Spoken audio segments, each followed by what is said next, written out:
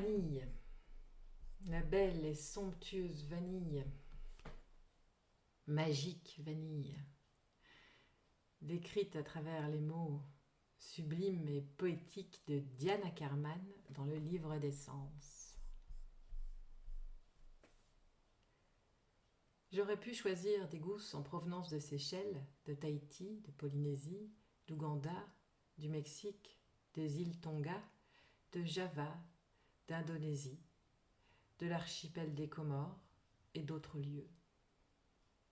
Mais j'aime la forme oblongue et sensuelle de celle de Madagascar et leur revêtement sombre et riche et souple qui fait penser à des cheveux soigneusement tressés ou à la fourrure d'un petit animal aquatique.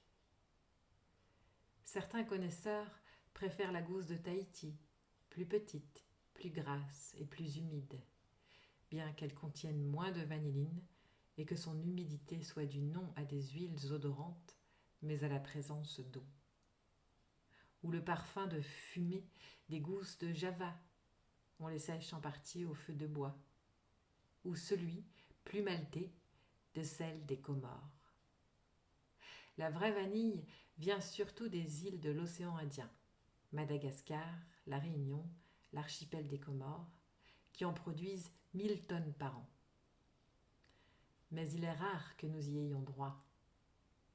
La vanille que nous achetons au rayon épices des boutiques, celle que nous trouvons en général dans nos glaces, nos gâteaux, nos yaourts et d'autres aliments, comme dans les shampoings et les parfums, est une senteur artificielle, fabriquée en laboratoire et mélangée à de l'alcool et d'autres ingrédients. Marshall McLuhan nous a prévenus. Nous nous éloignons tellement du goût véritable de la vie que nous avons commencé de préférer l'artifice. Et nous nous contentons de manger les descriptions du menu plutôt que les plats eux-mêmes. Tant de gens se servent depuis si longtemps d'une vanille artificielle qui sent le médicament qu'ils n'ont aucune idée du goût et de l'odeur réelle de la vanille. La vraie vanille, avec ses voiles d'arômes et le léger enivrement de son goût, fait apparaître la vanille synthétique comme une pauvre caricature. La vanilline n'est pas l'unique parfum de la vraie vanille, mais c'est le seul que l'on produise synthétiquement à partir d'huile de clous de girofle, de goudron de houille et d'autres substances inattendues, mais surtout, maintenant, de sous-produits du sulfite de l'industrie de la pâte à papier. La vanille véritable varie selon un éventail qui va de doux et cendreux à humide et terreux. Tout dépend des gousses, de leur fraîcheur, de leur pays d'origine, de la façon dont on les a séchées, pendant combien de temps et à quelle température. Traverser une cuisine où des gousses de vanille baignent dans une puissante énigme aromatique, et sans même vous en rendre compte, vous pousserez un murmure de satisfaction. En réalité, la vanille est une odeur autant qu'un goût. Gorgez votre odorat de la vibrante éloquence de la vanille, et vous pouvez goûter celle-ci. C'est quelque chose de plus sauvage et souterrain que ce que l'on éprouve dans une confiserie. Sans doute est-ce le fauve, la vanille à l'état pur, qui vous la sert l'essence. Mais non.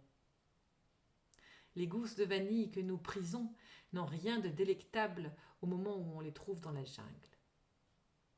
De toutes les cultures alimentaires du monde, celle de la vanille est celle qui exige le plus de travail.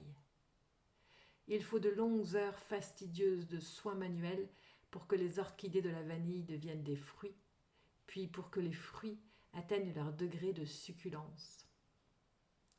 La vanille vient de la cosse allongée d'une orchidée grimpante dont les fleurs, d'un blanc verdâtre, s'épanouissent un bref moment et ne dégagent aucun parfum. La floraison ne durant qu'1 jour, il faut les féconder à la main à l'heure exacte.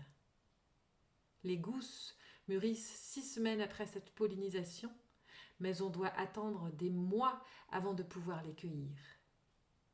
Quand une gousse est parfaitement mûre, on la plonge dans l'eau bouillante pour l'empêcher de mûrir davantage. Puis, on la sèche et on la traite. Couverture, four, étal, etc. On la met ensuite au soleil pendant une période qui va de 6 à 9 mois. La gloire de l'arôme et du goût n'appartient pas à la plante.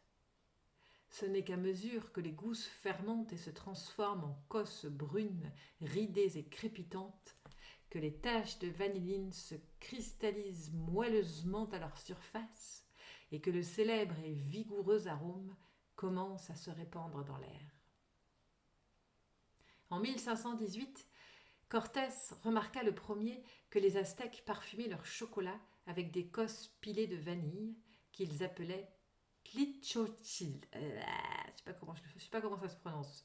Tlichochi, si fort que Moctezuma en buvait une infusion, véritable baume royal, et exigeait de ses sujets le tribut de gousses de vanille.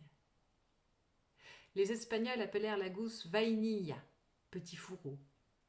D'après le latin vagina, sa forme allongée et la petite fente au bout devant leur rappeler ce qui leur manquait dans leur solitude. Cortés estima suffisamment la vanille pour en rapporter de plein sac en Europe, en même temps que l'or, l'argent, les bijoux et le chocolat des Aztèques. L'Europe s'enflamma pour la vanille, surtout combinée avec le chocolat, et en fit un aphrodisiaque.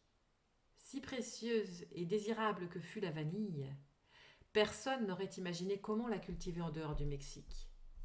Le problème était typique du délicat écosystème de la forêt et montrait combien cette verte luxuriance sauvage est en vérité fragile, mais personne ne s'en rendait compte. Bien que le pollen soit apporté à nombre de plantes tropicales par les insectes, les oiseaux et les chauves-souris, l'orchidée de la vanille n'est fertilisée que par un seul type d'abeille, la minuscule mélipone. En 1836, un Belge découvrit le secret de la vie sexuelle de cette orchidée quand il vit la mélipone s'affairer en bourdonnant. Puis, les Français mirent au point une méthode de pollinisation manuelle et créèrent des plantations dans leurs îles de l'océan Indien, ainsi qu'en Insulinde et aux Antilles. Les Hollandais implantèrent la vanille en Indonésie et les Anglais en Inde. La teinture de vanille n'apparut pas aux États-Unis avant le début du XIXe siècle, mais ce fut pour aussitôt séduire l'Américain en son impatience, son horreur des complications et le piaffement de sa vie qui ont pour synonyme commun la commodité. Les Européens utilisaient la gousse de vanille, se régalaient de sa texture, de son goût, de son parfum, mais nous aimions mieux la voir réduite et mise en bouteille. La demande augmenta, la vanille devint synthétique, et le monde flotta sur un manteau d'arômes au rabais.